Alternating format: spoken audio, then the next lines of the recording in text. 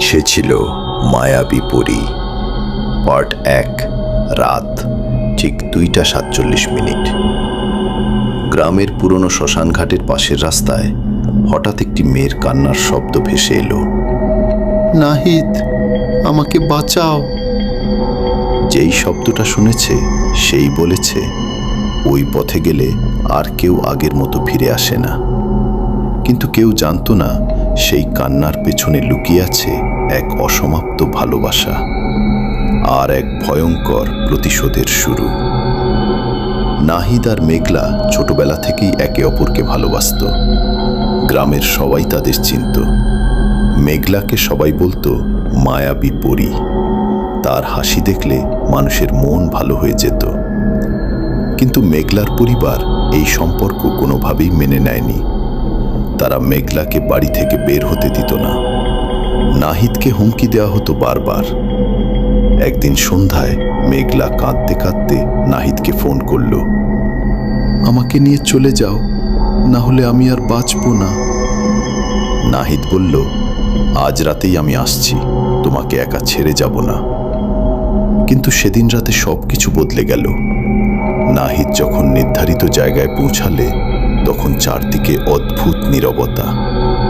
হঠাৎ বাতাস থেমে গেল। দূরে একটি সাদা পোশাক পরা মেয়েকে দাঁড়িয়ে থাকতে দেখল। সে ডাকল, মেঘলা।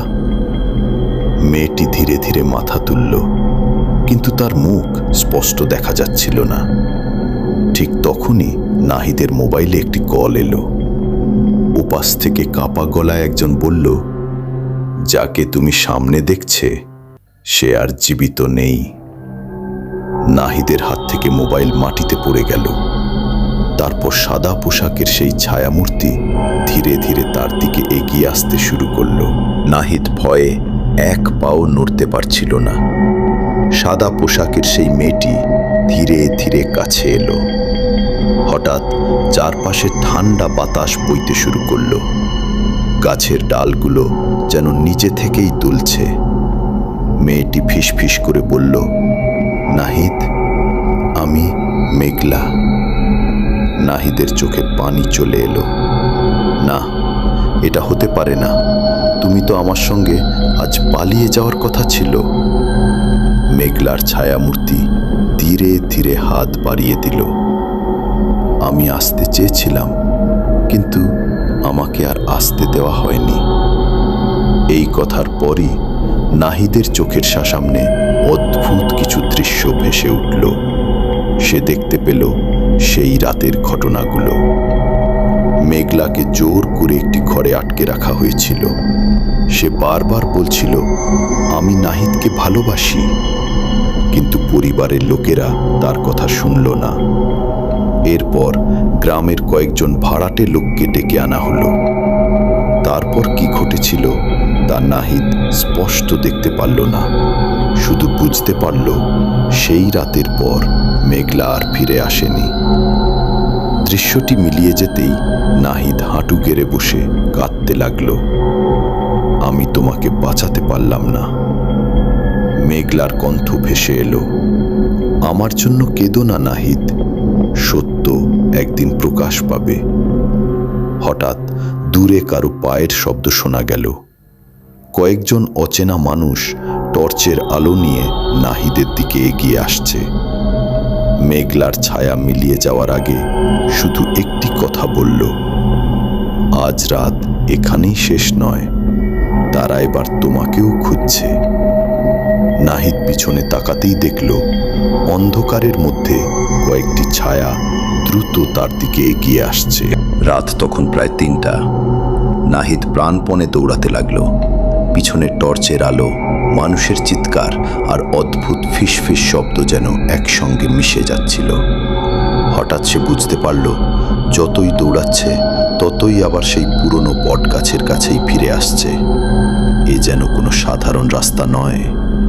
চারদিকে ঘন কুয়াশা, বাতাসে ভেসে আসছে সেই পরিচিত কণ্ঠ, নাহিদ, ফিরে যেও না, ওরা তোমার জন্য অপেক্ষা করছে।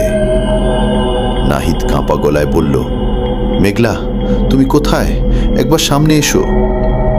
হঠাৎ কুয়াশার ভেতর থেকে মেঘলার ছায়ামূর্তি দেখা দিল। তার চোখে অদ্ভুত বিষণ্ণতা। সে বলল, আমার সময় শেষ হয়ে গেছে, কিন্তু তোমার এখনো সুযোগ আছে। সত্য সবাইকে জানাও। ঠিক তখনই দূরে কয়েকটি টর্চের আলো জ্বলে উঠল। কয়েকজন লোক নাহিদের চারপাশ ঘিরে ফেলল। একজন বলল, অনেক বেশি জেনে ফেলেছ, এবার তোমাকে চুপ করিয়ে দিতে হবে। নাহিদ পালানোর চেষ্টা করল, কিন্তু কুয়াশার মধ্যে পথ হারিয়ে ফেলল। হঠাৎ প্রবল ঝড় শুরু হলো। বটগাছের শুকনো ডাল ভেঙে পড়তে লাগলো। বাতাসে অদ্ভুত কান্নার শব্দ। লোকগুলো ভয় পেয়ে চারদিকে তাকাতে লাগলো। তাদের টর্চ একে একে নিভে গেল। অন্ধকারের মধ্যে শুধু মেঘলার কণ্ঠ শোনা গেল, মিথ্যা চিরদিন লুকিয়ে থাকে না। লোকগুলো আতঙ্কে ছুটে পালাতে লাগলো। নাহিদ কোনো মতে সেখান থেকে বেরিয়ে গ্রামের এক বৃদ্ধ ইমামের বাড়িতে পৌঁছালো। সব ঘটনা শুনে বৃদ্ধ বললেন, এই ঘটনার শেষ এখনো হয়নি। অন্যায়ের বিচার একদিন হবেই, কিন্তু মনে রেখো, প্রতিশোধ নয়, সত্যই সবচেয়ে শক্তিশালী। নাহিদ সিদ্ধান্ত নিল সে আর লুকিয়ে থাকবে না। মেঘলার সঙ্গে যা ঘটেছিল তার সত্য সবার সামনে আনবে। কিন্তু ঠিক সেই মুহূর্তে বাইরে দরজায় 3 বার জোরে ধাক্কা পড়ল। ধাপ ধাপ ধাপ। ইমাম সাহেব দরজা খুলতেই দেখলেন বাইরে কেউ নেই, শুধু মাটিতে পড়ে আছে মেঘলার সেই পুরনো নূপুর। আর তার পাশে একটি কাগজে লেখা, শেষ রাত এখনো বাকি। ভোর হওয়ার আগের সেই শেষ রাত। নাহিদ কাঁপা হাতে মেঘলার নূপুরটি তুলে নিল। নূপুরটি হাতে নেওয়ার সঙ্গে সঙ্গে তার চোখের সামনে মনে আবার সেই রাতের সত্য ভেসে উঠল। সে বুঝতে পারল মেঘলার মৃত্যুর ঘটনা ইচ্ছাকৃতভাবে লুকিয়ে রাখা হয়েছিল। কিন্তু সত্য চিরদিন চাপা থাকে না। পরদিন সকালে নাহিদ গ্রামের প্রবীণ মানুষ, স্থানীয় প্রশাসন এবং সবাইকে ডেকে সব কথা খুলে বলল। ধীরে ধীরে পুরনো তথ্য, সাক্ষ্য এবং লুকিয়ে রাখা প্রমাণ সামনে আসতে শুরু করল। অনেক বছর ধরে যে সত্যকে অন্ধকারে লুকিয়ে রাখা হয়েছিল তা আর লুকিয়ে রাখা গেল না। মেঘলার পরিবার তাদের ভুলের জন্য গভীর অনুশোচনায় ভেঙে পড়ল। গ্রামের মানুষও বুঝতে পারল ঘৃণা আর জোর করে কোনো সম্পর্ক থামানো যায় না, কিন্তু তার পরিণতি ভয়াবহ হতে পারে। সেদিন রাতেই নাহিদ শেষবারের মতো সেই পুরনো বটগাছের নিচে গেল। হালকা বাতাস বইছিল। হঠাৎ দূরে সাদা পোশাকে মেঘলাকে দেখা গেল, কিন্তু এবার তার মুখে কোনো ভয় ছিল না, ছিল শান্ত একটি হাসি। সে ধীরে বলল, নাহিদ, তুমি কথা রেখেছ, সত্যকে হারতে দাওনি। এখন আমার আর কোনো কষ্ট নেই। নাহিদের চোখ ভিজে উঠল। আমি তোমাকে কখনো ভুলব না মেঘলা। মেঘলা আকাশের দিকে তাকিয়ে মৃদু হাসল।